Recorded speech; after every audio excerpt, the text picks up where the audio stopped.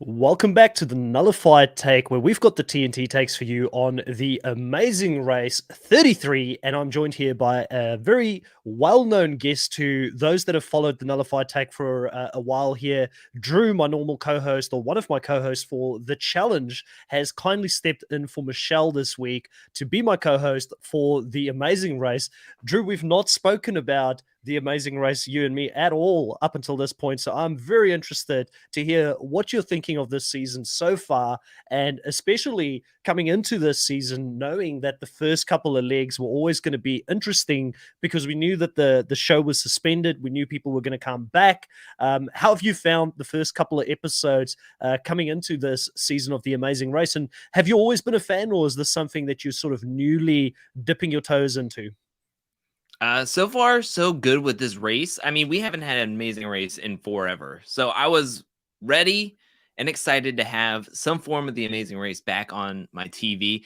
I've been watching for forever. Like I've been sort of like a reality TV type of kid, and CBS was like my first real experience into reality TV with Big Brother, with the Amazing Race. And then as I've grown up, I've dipped my toes into Bravo, which has tons of just terrible reality TV, and then of course MTV with the challenge and everything. So I'm watching everything and anything. I even have like a Too Hot to Handle video coming out soon because I just watch any and all reality TV, even though I don't like it. I don't like Too Hot to Handle, but I watch it. So I'm Yeah. excited to have somebody to talk about the Amazing Race with, and yeah, get your ideas and thoughts on this episode, this week's episode, coming back into it. Yeah, the Amazing Race, I've always seen it as one of the like big three, back in the day. Like for me growing Hmm. up in South Oh Africa, yeah. the shows that always used to make it there were like the first one was Survivor, the second one was The Amazing Race, and then Big Brother became pretty big, and South Africa had its own version of Big Brother as well, which I believe is actually coming back after years and years of not filming in South Africa, which is exciting for people who are over there. But those were always the big three for me: The Amazing Race, Big Brother, and Survivor, all of them obviously being CBS shows as well. But funny enough, The Amazing Race has always felt a little bit like the stepchild when it comes to those three big shows because they haven't always received the same love, I feel like, from CBS. I've seen a lot of people say that they don't really hype it up as much over there in the States. They don't put a lot of advertisement up to say, hey, The Amazing Race is coming back like they would with Survivor or Big Brother, for instance. One of the things that's been interesting to me, Drew, is that when the season started, it was up by 33% in viewers compared to last season. And I had a quick look at the viewer ratings this season, and it does look like it's holding up. It's 36% still above episode four or leg four from the previous season that showed. So it's interesting because a lot of like diehard Amazing Race fans are 50-50 on it, saying it's not one of the better seasons at this point as of yet, but it does seem like Mhm. there's a lot more eyeballs on it at this stage. That's really interesting. I think maybe it's the separation makes the heart grow fonder kind of thing. Like we haven't Mm. had an amazing race in so long, so maybe more people are checking it out, like more casuals that don't have a lot of TV viewing, at least appointment viewing, going over and over again. So maybe that's it. I also think that it has to do with some of the cast too. I think they have like a YouTuber. They had a couple of YouTube sensations as well as just some really fun teams. So maybe the Yeah. teams are different this season. That's really making it a difference. I know when I do YouTube videos, at least for some of the recaps for it, a lot of people are saying that this YouTube family, like they love them. So I mean, maybe that's driving up some of the viewership as well. Like I just think some of the teams this season are a lot better, and I know they dipped their toes in like the Love Island reality TV couple that is no longer on the race anymore because they're not together anymore. So Yeah. it's interesting some of the cast members that they put on here, and then to see half of the teams not even come back is pretty pretty crazy to me. Yeah, it is a pretty insane twist. Just before we get into that, Kim and Penn, you mentioned them being, Mhm. YouTubers. I'm not sure what their follower count or their subscriber count is.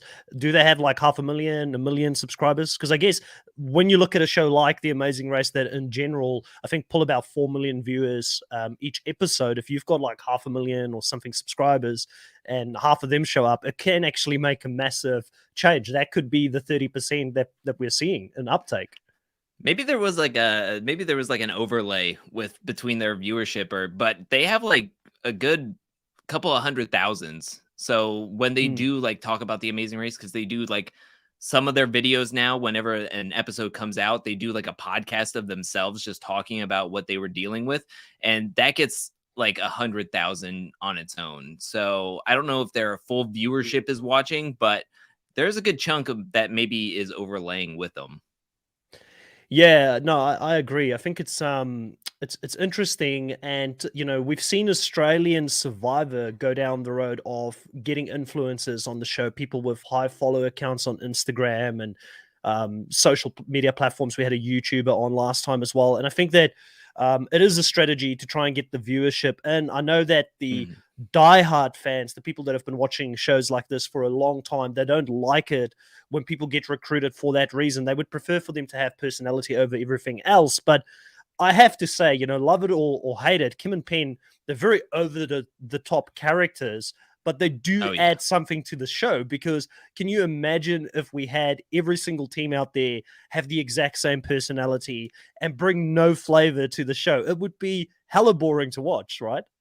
Yeah, I think also this year's cast is very competitive as well. So mix that with their personalities. I mean, you got Lulu and Lala who are the radio hosts as well. So I mean, there's a lot of people that are within the biz, as you would say, and then they bring the personality, but they're also bringing the competition, at least comparatively to the rest of the racers in this season. I mean, it's not like one team is always constantly up at the top, leg after leg, but you get a lot of these competitors that are actually doing well in the race. That I think it's just very interesting how they chose the competition this season and how the competition is like doing separately but as a whole. So I think overall I'm enjoying this season. I'm wondering how it's going to be once they go to a different country though. Like what's going to happen the next time that we go the next episode where we get to see like them actually change locations and how that's going to go. I mean, we know that it's going to be different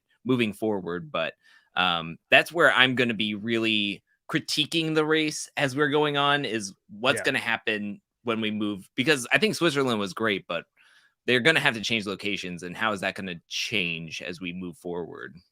And I want to touch into on that definitely. I just want to welcome some of the live viewers here. Sam, obviously, always a great supporter of the channel. Welcome back. Sam, sort of talking about the Love Island team and saying that they wanted the Love Island team to have that Jess and Cody magic. Very hard to replicate. Jess and Cody still going strong. I believe they've got 2 kids now, which is great to see. They've kind of fallen off a little bit from, I think, the public eye. Like Jess used to have a podcast that she's not doing at this stage as well. I think they're just enjoying family life somewhere in Texas, if I'm correct. But definitely, I think Caro and Ray would have been the hot mess team of the season. Clearly, there was some miscommunication. She was way more Yeah. into him than he into her. You could clearly see that on the show. And maybe she dodged the bullet, not having to come back with Ray for the remainder of this. But I mean, still, we as the viewers probably are poorer for not seeing it. But 19 months later is a long time, so I'm not surprised to see that they didn't Oh yeah. make it longer than that. I also just want to welcome Richard from South Africa here in the also in the live stream. Welcome. Normally one of our listeners for Survivor content, also watching The Amazing Race, obviously by the looks of it. So like I said, Drew, it is a big thing over in South Africa, The Amazing Race as well. It was one of the first shows that I remember always making its way to South Africa as I grew up. Touching base on the location, which is kind of what you mentioned, this first leg being in Switzerland, it's definitely a little bit more of a neutral league. Like you said, it looked like it was a very safe country. It's a Western country, so navigating and getting around should, in theory, be really easy. There was still some teams this league that really struggled with it. The team for me that clearly is not winning this thing, and I will eat this hat if they do, is going to be Arun and Natalia, because Arun's navigation skills were horrible this league in a country that should be easy to navigate. I don't know what's going on with them. I had high hopes when they came back because I was like, okay, something's got to change. Maybe in 19 months they've worked out their like strategies on what they're going to do, and we saw that happening this episode where they were like, don't help the other team. But that wasn't their problem. Was not, helping the other teams weren't the problem. It was way they were communicating and their navigation, and it's just different. But I almost like don't know if it is the other detour that was messing them up, like the Punch It, because the last two teams came from Punch It, but it was like both teams also got mixed up with the navigation. So maybe where they were at and where the detour was at was really throwing them off. But I mean, we saw Akbar and Sheree really in the back of the pack, and they made it somehow to finish this race at 5. Like, I don't know how that happens. Like, they're finding that magic. But something's going on where I don't know if it's the actual teams, this race or this leg, or if it is where it was the detour was at, because both last place teams came from Punch It. But Punch It seemed to be easy, but it seemed to be really hard if you got it. I don't know what was going on. Yeah, I mean, we'll definitely get into the detail of it all and everything, but Arun was struggling even in the previous episode when they had to get into vehicles and they had to drive in Scotland. Like the main reason they lost that episode or got lost in that episode was because of the fact that he struggled to navigate. And he comes back after all. And I think navigation is one of those things you've got a good sense of direction or you don't. Like one of my previous flatmates that I used to live with in Christchurch a couple of years ago, probably going back 6 or 7 years now, like we had a double-story apartment, and then whenever he was at the second floor of the apartment, he would point in the opposite direction of the garage and think that the garage is underneath on that side. And I'd be like, you're 1 story up, mate, and you don't know where the garage is. It's right underneath us. So some people just do not have any sense of direction. And I feel like Arun might be one of those people that, even when he was on the mountain, when he was doing the mountain section of it, when he got the clue, he didn't know where to go. He's like, oh, I thought it was just going to go down here. I didn't know I had to go back up. I'm like, how do you get lost? That's a linear challenge that you have to do. But he still found a way to even get lost in that challenge. So I think he's a great guy. I like the team. I always like the father and daughter, father and son, those types of teams. And he's got such a great story as an immigrant. I'm an immigrant to New Zealand, so there's a lot I can relate to when it comes to his story, but I do fear for him in this game. You know what? Now that you say that, I think I would be terrible at navigation this whole time, because I do well in places that I know, but in The Amazing Race, you would just be completely like far out. Like, you don't know where anything is. I mean, my college, I used to just like drive around and my mom would be like, do you know where we're at? And I would just be like, no, I have no idea where we're at. Like, but at night, I would know everything because we used to go walking at night. So I'd be like, oh, I know where this is at night. But during the day, I would just be like lost beyond all belief because I would be like, I have no idea what's going on here. But I don't know if that's just me or if that's just like, but I would be totally lost everywhere. You're a nocturnal creature. You live at night. Yeah. That's how you find your way. I'm a bit of a night person myself as well. But looking at this leg here, like we said, Switzerland, pretty neutral, pretty easy. Leg in this country to deal with. I think that we as Amazing Race fans potentially, and myself and Riley touched on this last week, we may miss out on seeing some of these more difficult countries to navigate and get around in this season, because they also probably would be on the red list, I would imagine, for countries to travel to. Like most of Africa, which can be a mess for a lot of teams, probably won't be done this season. A lot of Asian countries are not going to be on the list. So you're not going to have that language barrier. I don't know how safe South America would be to travel to, but I do feel like we're going to see a European heavy leg here. So we might see more of these European countries pop up as well. One of the other things I wanted to say, Drew, is that I really missed episode 1 when we started this thing off. There was a completely different way that they started the season with the phones, the smartphones, full popping up on the smartphone, them having to race from their house to the closest airport and then go over to London. I missed, as a diehard old school The Amazing Race fan, the starting line. And I was really happy to see that they brought the starting line back finally for the second version of the race that's going to matter. And we actually had a starting line here in Switzerland. But the teams that got first, second, third, fourth, all of that was thrown out of the window.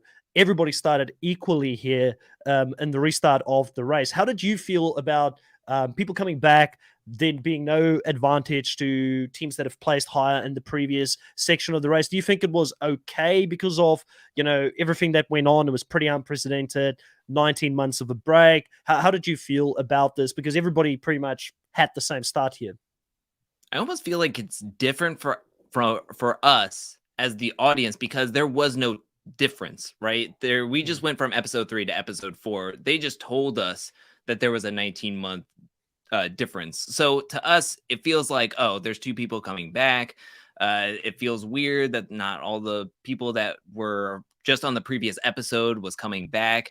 So it might be a little bit difficult for like some of the audience members, including like me at some points, because I was just like, oh, it kind of sucks that it's like we went from 9 to 7. We actually went from 9 to 5 back to 7.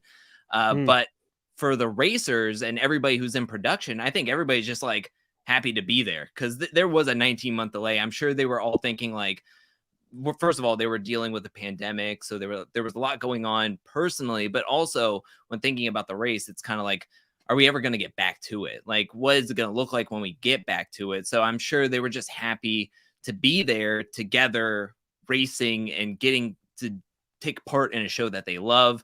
I don't think they cared that 2 people that previously were eliminated were back. I just think that they were just like excited to be back racing. So I think it took me a little bit of a time to be like, okay, let's get back to the race. Is it going to feel like the race? But I think once we get into like the next episode, and even at the end of this episode, I was like, okay, the race is back. Like this is definitely like we're back to full throttle here. Yeah, and I don't want to touch too much on the teams that didn't make it back. We kind of knew who those teams were going to be, even in the previous episodes. So myself and Riley did go into that a little bit, but I didn't get an opportunity to talk to you about it.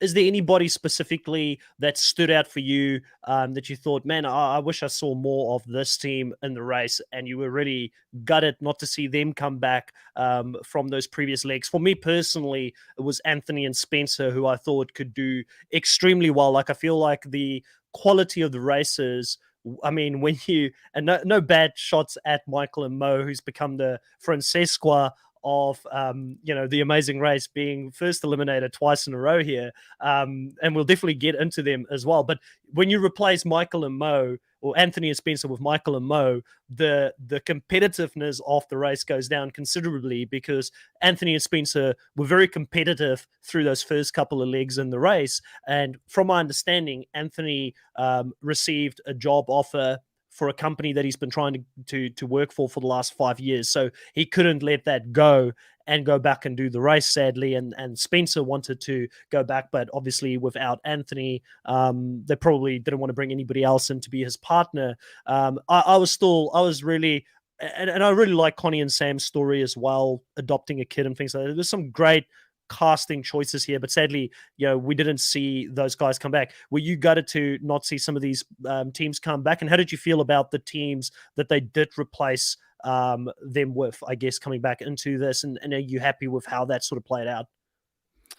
So, I mean, Anthony and Spencer were at the top of the pack. I think they had like a little bit of a wave going on because of, I think, taxis, but competitive wise, I think they were going to be a top team to beat. But then again, they were working very closely with Dusty and Ryan, who I think they were too working closely with each other. They were too close with each other. So I'm kind of glad that they were separated in a way. I wish they would have been able to be separated in the race differently rather than just not being able to come back.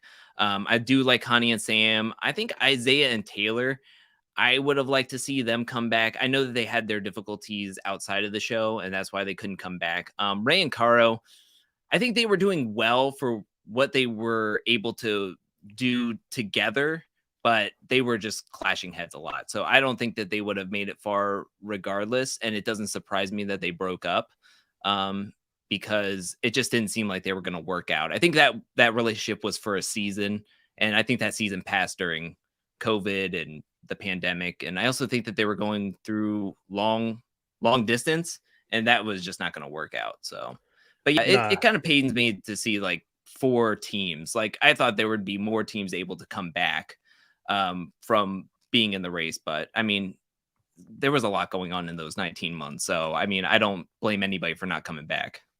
100%. And another thing that I really enjoyed this episode, and I don't know how you felt about that, was hearing from people what happened in that 19 months. Like, Lulu and Lala coming back. They lost their grandmother, sadly, who we saw in the opening episode. Always sad to hear these things. I personally have lost family members in South Africa due to COVID as well. So, I get the seriousness, the severeness of this thing, probably more so than some. But, they came back with a different, I guess, focus this time around because they're now running for their grandmother. They looked a lot more locked into me compared to the first couple of episodes where they were scatterbrained. So that was good to see. And then also hearing from the flight attendants about losing their jobs. And I know a lot of people that worked in the air industry. I mean, Chantel, who's one of our co-hosts on the Challenge Insiders, or not Challenge Insiders anymore, but Challenge coverage now here on the Nullified Take. She's a flight attendant and she hasn't been working in that industry since all of this has gone down. So people have been really affected by this, and they're just happy to be out there to be able to race. It seemed like there was no animosity about Michael and Mo and Arun and Natalia coming back because, like, I don't know who it was who said it. It might have been either one of the flight attendants who said, because you guys came back, we're able to finish this race, which everybody wants to finish the race. So no one held that against them. But it was, I thought, a good start to the show. It's good to see where people are at.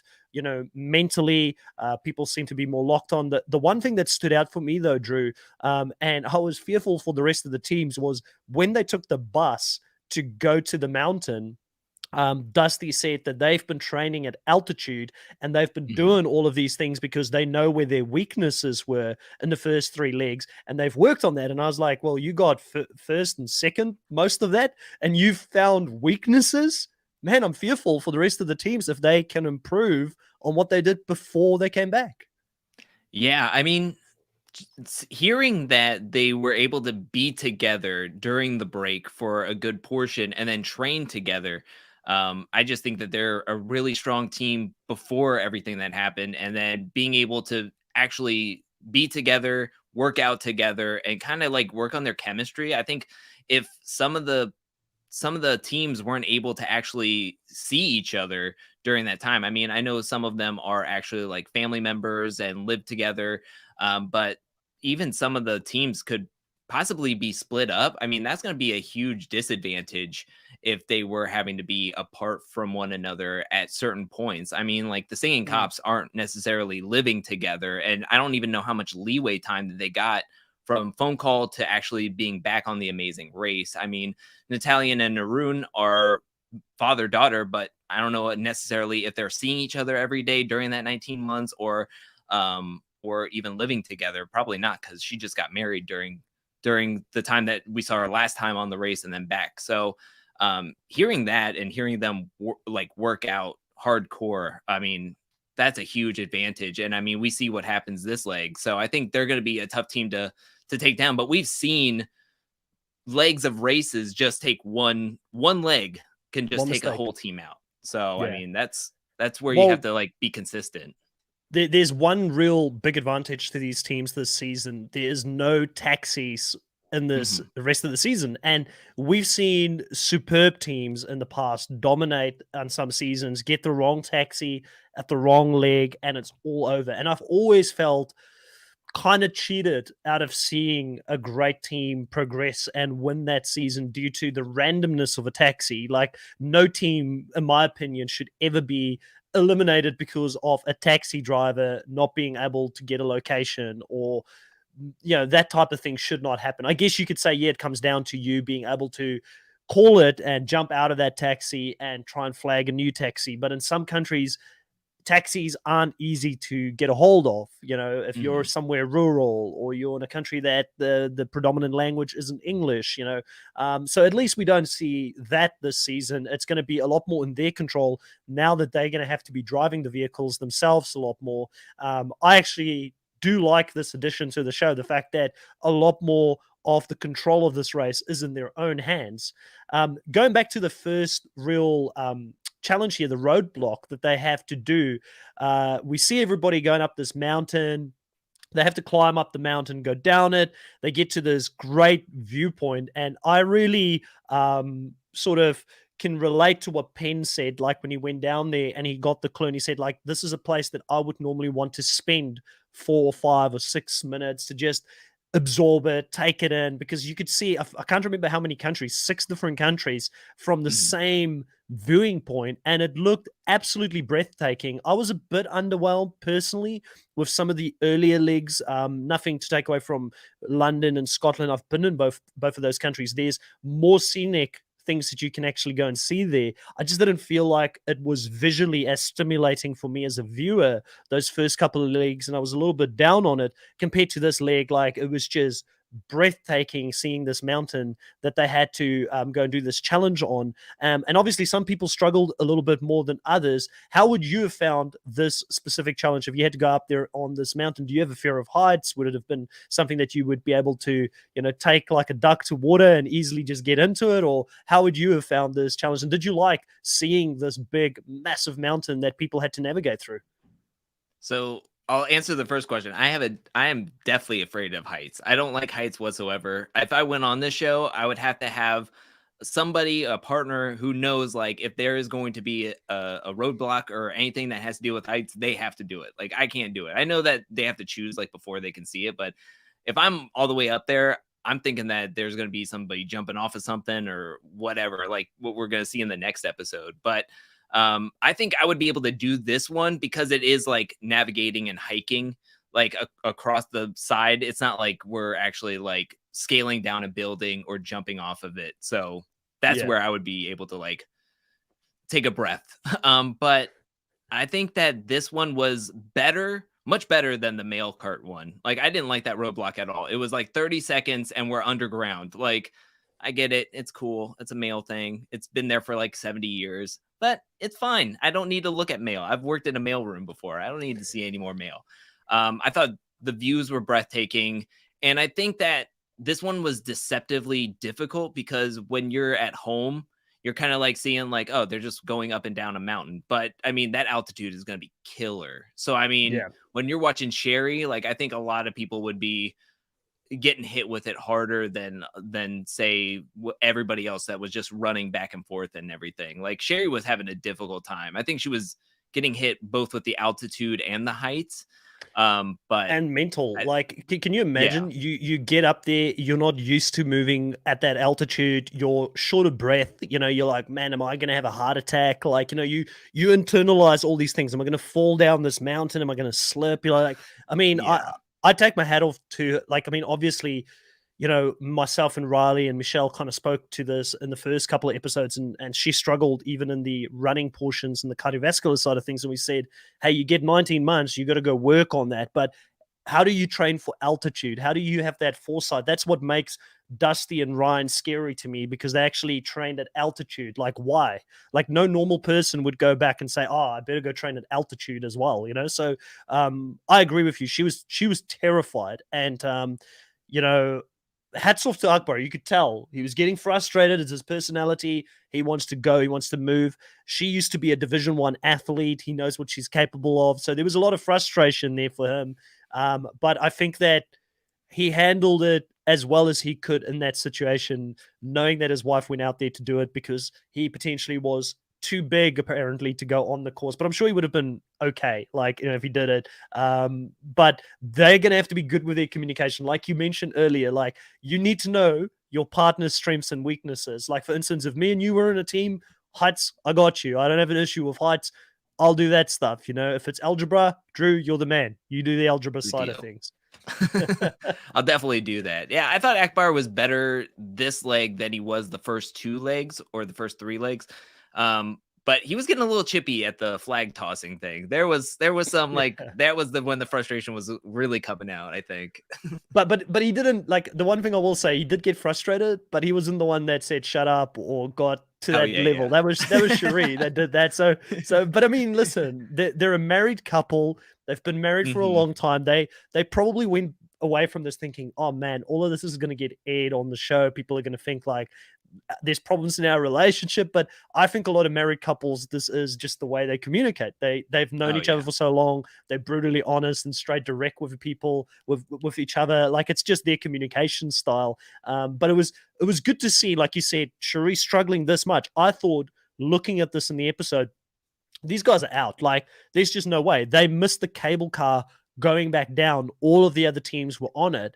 And for them to be able to go back as far as they did from the back of the pack to win that, I think had to do with a few different things. It had to do with the fact that they chose the detour that seemed to, at the end of the day, be the easier one, even though in hindsight, like when we looked at it on TV, we might have thought, oh, doing the physical thing, especially if you're not well coordinated, you're not good with Mhm. choreography and all that kind of stuff, the punch one should be easier, but clearly it wasn't. It may have been the location, how far it was away from the town that they had to move afterwards. But Akbar and Sheree had to do a lot of things right for the rest of the episode to be able to make up that time. And not every single leg is going to be a leg that is going to involve heights. So I do have a lot of faith that they can continue to build on this performance here, because they got past the height section of it. They moved on to the navigation part of it, which it seems like their navigational skills are really good. They're getting to these points when they have to drive themselves without too much issues. And when you can come back from behind like this episode, I think it does give you a lot of faith and gives you some momentum and belief in yourself that you can continue to carry this on throughout the rest of the race.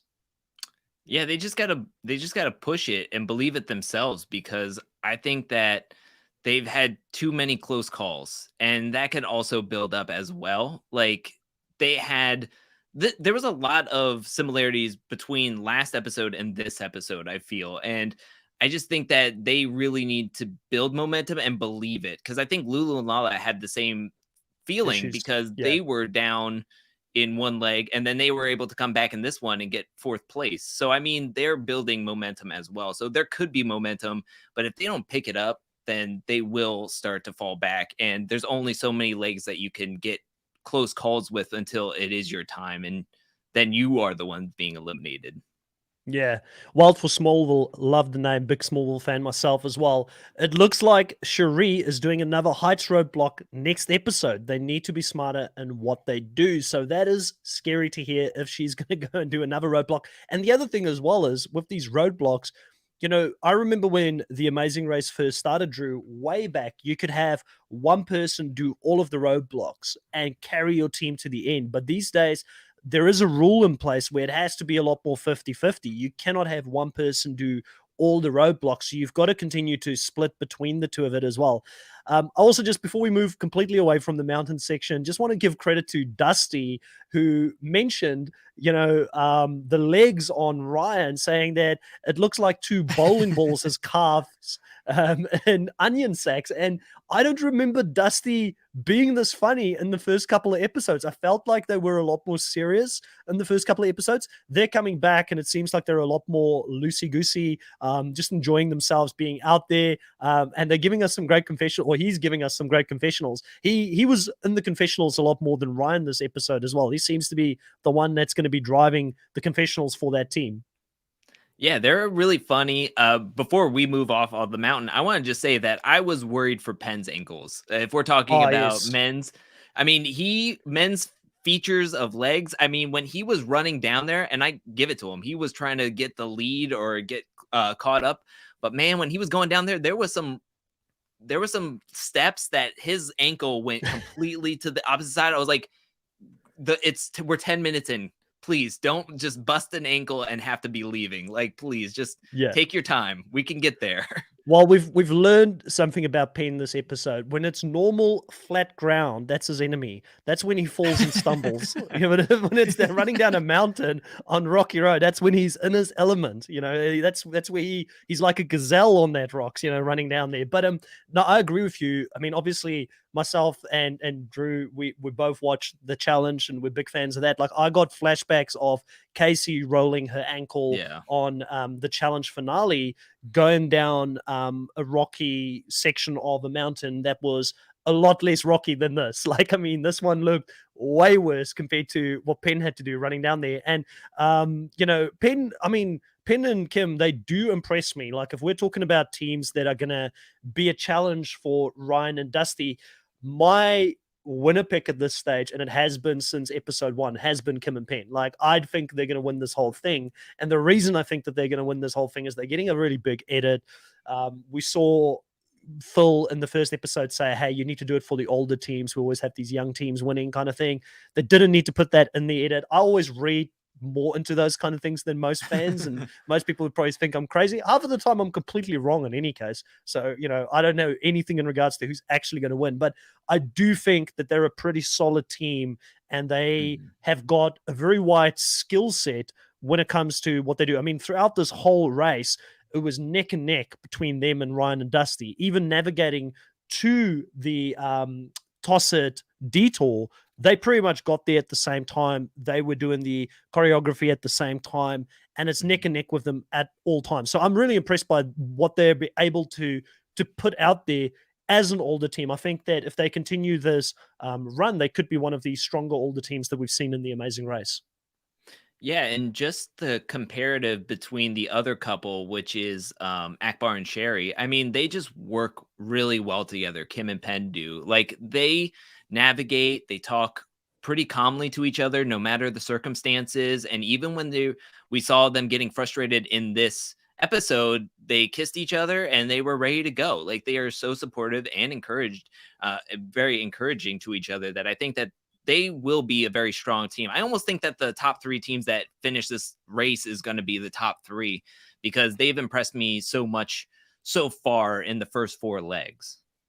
Yeah, definitely. I mean, Raquel and Kayla coming back as well. Obviously, they were pretty impressive this episode. It was interesting to see the storyline between Lulu and Lala, Raquel and Kayla, having a bit of an alliance here, wanting an all-female team to win, because there hasn't been an all-female team win the Amazing Race in quite a while. So there's a little bit of girl power happening here.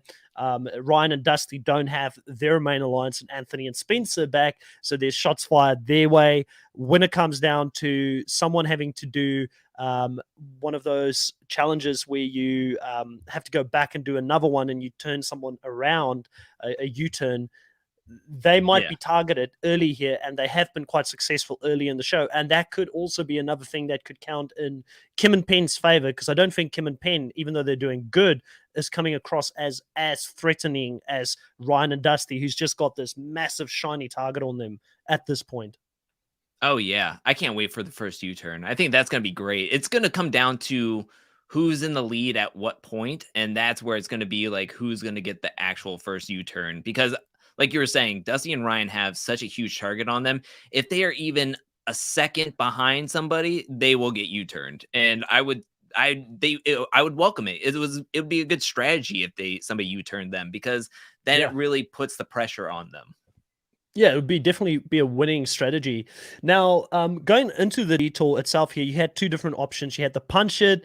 You see the cops. They were the first to get out of the cable car, the first to navigate their way into the town where they get the clue, they get lost, turn around, go back all the way to meet up with Arun and Natalia. And Arun and Natalia finally learned something and don't give them directions and help them here at this point, with Natalia being the one saying, hey, I lost us the game last time. Don't help them, Dad. Let's just keep moving. They finally do get to punch it, and they're in still a pretty good position at this stage in the game. But for some other reason, when they're looking at how this belt needs to be put together with the story and the different emblems being knocked onto it, they think that they need to move from the notches out to the buckle instead of the buckle to the notches. It was crazy to me. I mean, it's one of those things that for us as viewers, it seems obvious that it should be that you do it from the buckle inwards towards the notches. But maybe it is a bit harder than what we give them credit for. To me, it seemed pretty obvious. I don't know how it seemed to you. Like the way I would imagine, like the outside of the belt is closer to where the actual buckle is, and you move it in towards the notches. That makes perfect sense in my mind. But I don't know. When you're out there, you get limited instruction. Is it confusing? Do you get confused easily in this case? Can we give them some I guess leeway for messing this up? Or what was your thoughts on this? Because to me, I just thought you guys are absolutely stuffing it up like you did last time. I think it just comes down to overthinking and the pressurized situation that you're in, because I'm going to say that I always try to see it from both perspectives, and Mm, to me, if I'm in that situation, 75% of the time, I'm going to be going from buckle to the other way. mm.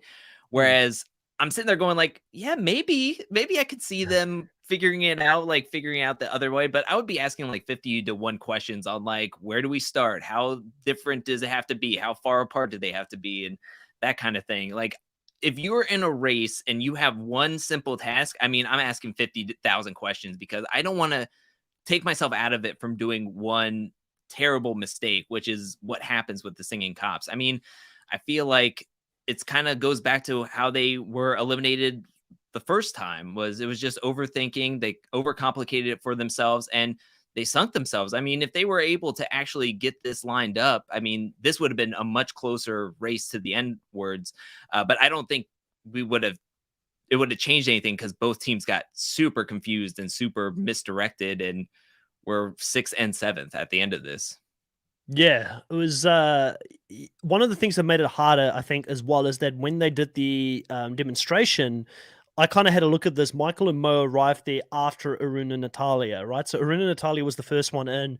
The guy started putting the notches in. When they got there, the example of how it looked, they were already, I think, halfway into putting in the different emblems as well. So potentially they looked at that and they weren't aware that the guy, when they did this demonstration, started from the buckle. Because you'd imagine if the guy showed them the full demonstration, you'd be able to see that. But I feel like they got there a little bit later and they didn't pick up onto that. And then the other thing is, obviously, he had a different sequence that wasn't necessarily the sequence that they needed to put together. So it's very hard to decode, and sadly they get it wrong. They see Arun and Natalia get out of there. They try and give theirs in. They know that it's going to be rejected, and they have to start from square one. And I think that it took a lot of time to do that, probably more so than what we actually appreciate as viewers ourselves. And then after that, they can only move away from there. The flag one, which seemed to be the faster one to do, was quite an interesting one. I think naturally wouldn't have wanted to gravitate towards doing choreography if I don't have to. Definitely a bit more of a freestyle person myself than doing choreography and dance or anything like that. I just move to the own beat of my drum. But at the end of the day, the team seemed to get through this pretty easily. Even someone like Akbar, who doesn't look like he was naturally the most flexible or the most rhythmic when he was out there, he seemed to knock that one out of the park pretty quickly. And I think it was just a matter of repetition. I do want to point out that Penn was the first one to sort of pick up on the fact that we probably should stand behind the person doing the demonstration. And, Ryan and Dusty, they kind of just piggybacked on what they were doing. The real funny part of this detour for me was Ryan and Dusty almost losing confidence because of how confident Penn and Kim is in their own ability to get through this thing. And they almost changed detours, which I think could have meant they probably, I think if they changed detours, I'll put it out there in the ether or the universe, they probably would have been eliminated. I feel like there's no way they could have gone out there, done this, and beaten the cops who were there already. I just feel like, and again, we don't know timestamps or anything like that, but I just feel like that one was going to be a much harder one to do if they had to change direction and go in the opposite direction, because most of the teams did end up being at the flag challenge at the same time. It was only Akbar and Sheree that were the last one to go in, and I think they only sort of crossed paths with the flight attendants as they left, but it didn't seem like there was much in it, if you hear what I'm saying. So I feel like that would have been a brutal mistake. And Michelle, who's one of the co-hosts, or my main co-host, will be back next week to do the Amazing Race coverage. Her number one golden rule is never change the detour. Yeah, I think they would have been at a severe disadvantage if they would have changed it. But I think that with the cops making the severe mistake of having to restart after making one full belt, that I think that that would have still opened the doors for Dusty and Ryan to be able to make it in and maybe slip past even the Natalia and Arun. So they could have easily gotten into the fifth spot or sixth spot, even if they would have changed over, because I just think that the cops really did themselves in having to redo the whole thing. And it just seems like the belt one was so time consuming. I still can't believe it. I guess because most of the teams did not do that detour and there wasn't much to it. They didn't show a whole lot to it. But it was so much more time consuming than learning this choreography and getting it done because, like we were saying, the last two teams came from the belt, and then there was just, I guess, so many moving parts with the belt and having to clip off, having to make sure, line everything up, make sure you got the story correct. So, I mean, it just seemed like that one took forever. So, yeah, definitely seemed like the more time-consuming one of the two of the challenges that were out there. And then the biggest challenge from there is, again, I guess, navigating back to find Phil at the pit stop. The pit stop being in a small little town or little village in the center of the marketplace. And we've got Ryan and Dusty getting there first, no surprises. Kim and Penn coming in second place, no surprises there either. Raquel and Kyla, somewhere down the line, made some time up and passed Lulu and Lala. They ended up, I think, outrunning them at the end. They must have caught up when they were driving, with Lulu and Lala being in fourth place. I have been impressed by Lulu and Lala. That's, I think, their highest placement that they've had in the race up until this point. I think they're the team, if I have to look at all of the teams that came back, that have come back the most locked on for me and focused, compared to where they were previously. I think that I can't remember which one of the twins just got out of a messy relationship. Maybe there was still a little bit of scattered brain around that and just not being focused, her mind not being focused. But I think that they both looked really solid throughout this episode. We didn't get much confessionals from them, sadly, but that will probably come in future episodes. Akbar and Sheree, fifth place.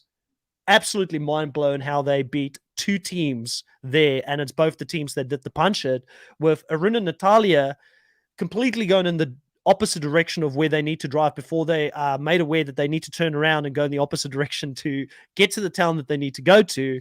But they still get there before Michael and Mo. Michael and Mo does seem to be great guys, and I am sad to see them go twice this way. But I think one thing that this does prove, is that maybe the Amazing Race is not for them.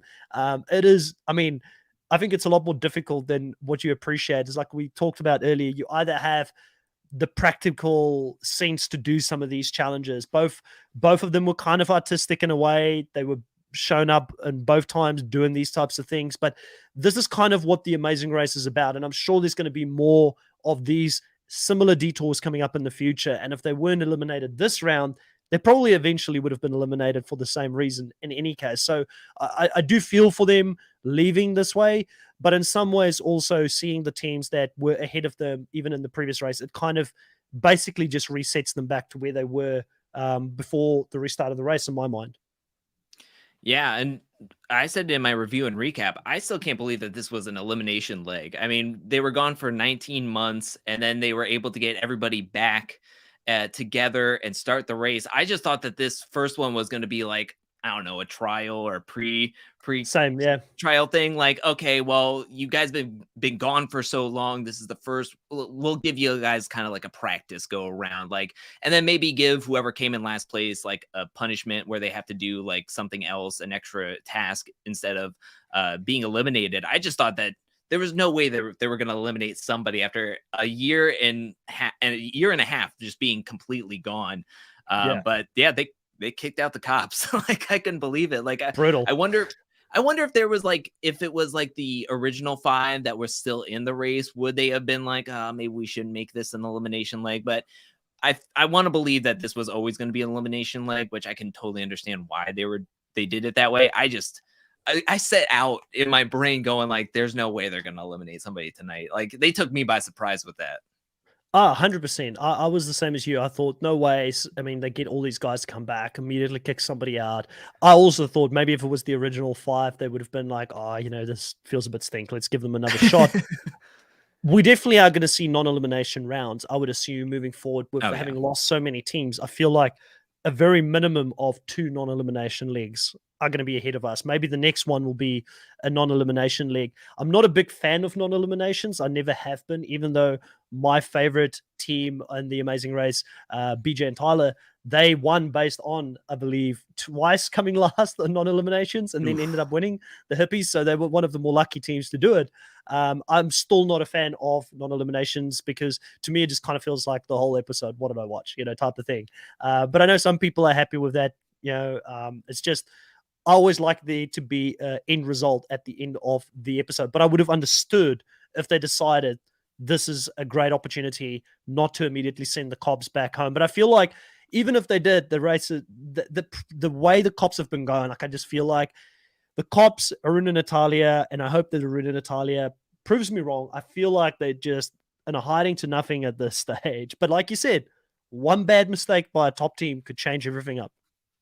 Yeah, I agree with you with the non-elimination legs. It's like when you have a cliffhanger on the challenge or something. It's just like, what did I watch? Why did I watch this? Like, I'm just frustrated now that I got to wait a week. But I think for this season in particular, I'm okay with it because, I mean, if they don't have any non-elimination legs, this thing's going to be over in like 8 episodes at the most. So, I mean, I think this is going to be at least 10 episodes of a season instead of the normal 12.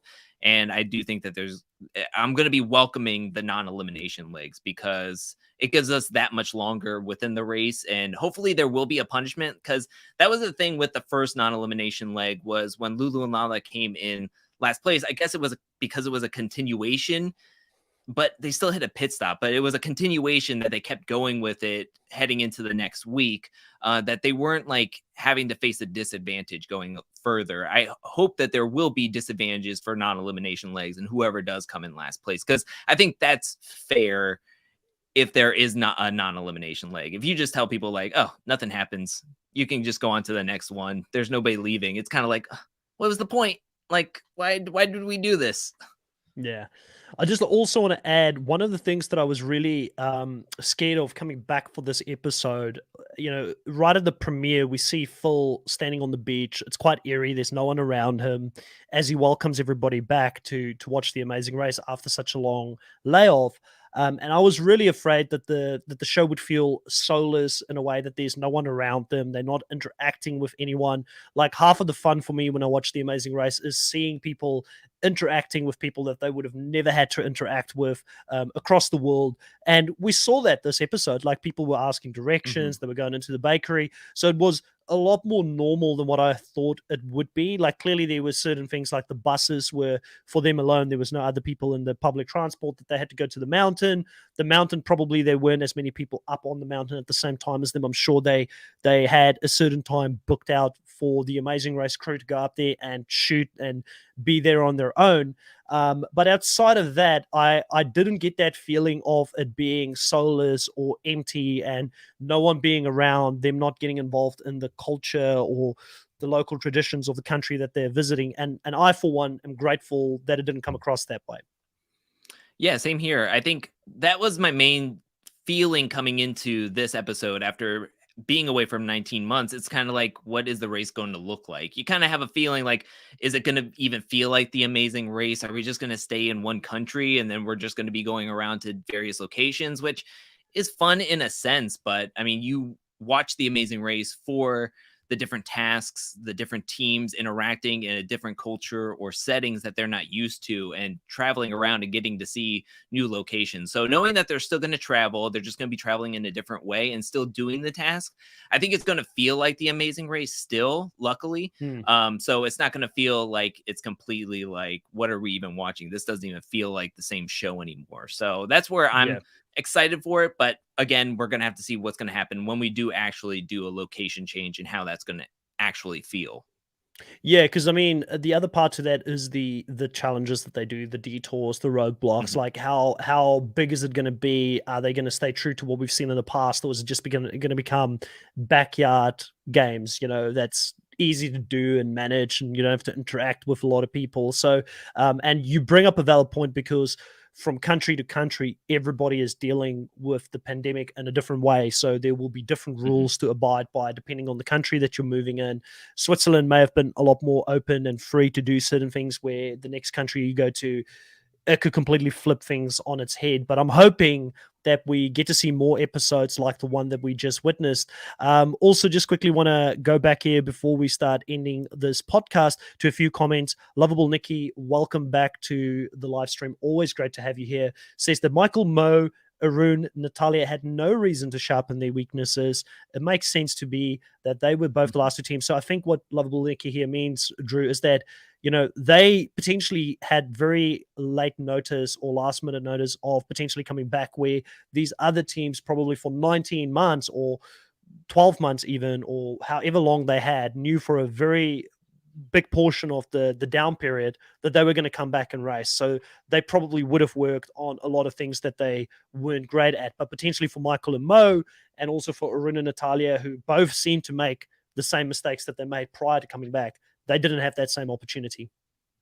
Yeah, and I mean, even if they didn't know a for sure time, I mean, they were one of the last 9 teams heading into the pandemic era and the lockdown. So, I mean, even if they didn't know for sure when they would be coming back, they knew they would be back at least at some point. So, Hmm. even if the Amazing Race said, "We'll keep you guys informed," they were giving them like updates every couple of months or so often. I mean, they knew they were coming back, so they could sit there, work out, do their things, keep up with their chemistry. Whereas everybody else was just doing their thing, doing their lives, not even knowing that there was possibility of coming back. Maybe they did know, maybe they were reached out at some point, but you never know for sure, like 100%. So, I mean, they're still doing their jobs, they're still living their lives and having to do everything else while also maybe this being up in the air about coming back or not. Yeah. Now, Drew, being one of YouTube's biggest specialists on the challenge, obviously having a whole channel dedicated to challenge content, we've got Sam here asking you a very important question. Who from the challenge would make a good team on the Amazing Race? And in Sam's opinion, Bananas and Wes should do the Amazing Race. That's a good question. I mean, you would of course want like the bigger personalities Hmm. uh on the show. Like you would want like a Bananas and Devon and Wes. Paulie. Devon and Paulie, maybe. Okay, maybe not that far. Definitely Davon. um, I would think like I mean, you could also want couples on there as well if you want Nani and Casey to be on there as well. But I think like bigger personalities would do Yeah. much better on the show. Like Kyle would be fun to have. I mean, to be running around doing. I don't even care who Kyle's partnered up with. Kyle would be fun to watch on the show, just like trying to do CT all and Cole. weird I stuff. reckon CT and Cole together would be really funny. Yo, that'd be crazy good. Like I would definitely be on that.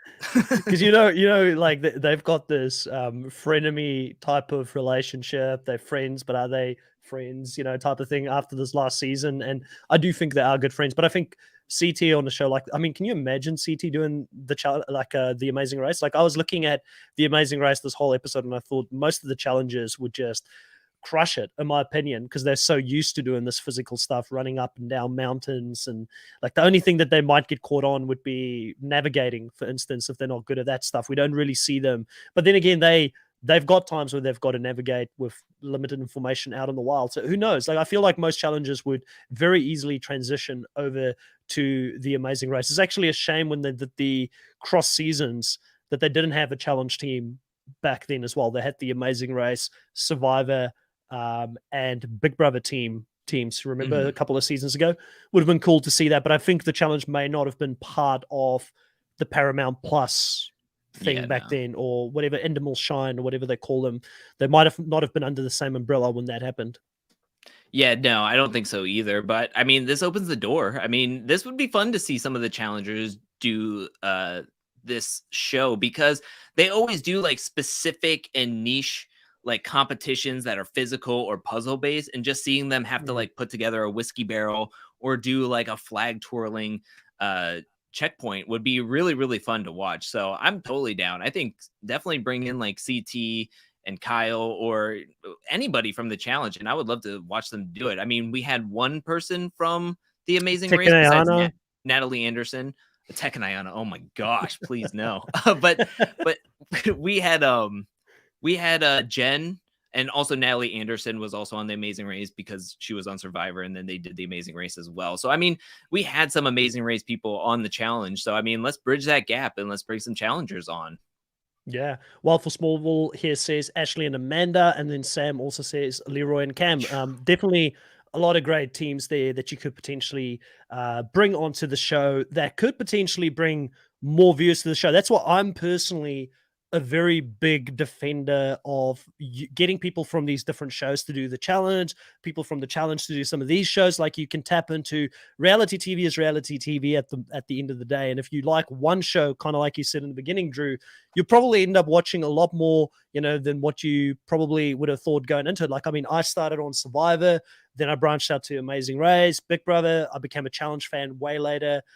When some of the Big Brother players made the jump over to the challenge, I was a product of that and then stayed there for the challenges. I didn't leave when the Big Brother players left. I guess there's still a few of them. I didn't come there, just for anybody listening to this, due to Josh or anybody like that. I heard that Paulie and Devon was going to be on the same season, and I needed to see it because I remember how big the Oh yeah. rivalry was between them and Big Brother. So I was like, I got to watch this. And it just so happened to be that season was in Cape Town, or close to Cape Town, where I was born. So it kind of all meshed together. And then I stayed because I just love the concept of the show. And I think that it's a good idea that we continue to cross pollinate and use some of these in special seasons to continue to build the fandom for all of these different franchises out there. Because at the end of the day, I want the challenge to continue on. I want Survivor to continue on. I want the challenge to continue on. I want there to be successful seasons for all of these different shows. So to me, it makes sense to bring people over to create a bit of an extra hype for shows like this as well.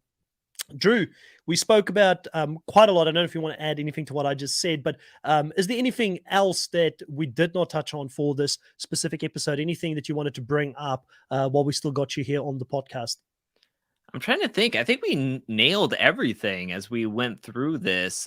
This was a pretty like standard leg of the race. We started at one spot and then they kind of moved as a group throughout this whole challenge, because the way it happened is that they were pretty much in the big group throughout the whole thing. I mean, over half of the episode was them trekking through this trail. And so when they were doing all the other stuff, I mean, they were all in one group. So I don't think we missed anything, if I remember correctly. And I do agree with the cross pollination, because if you can get some bigger personalities from different TV shows, it may get people interested to seeing, oh, that person was on the challenge or that person was on Big Brother. Now I want to go onto Paramount Plus and watch their season and get to know more about them, kind of thing. So I think that also helps in that realm as well.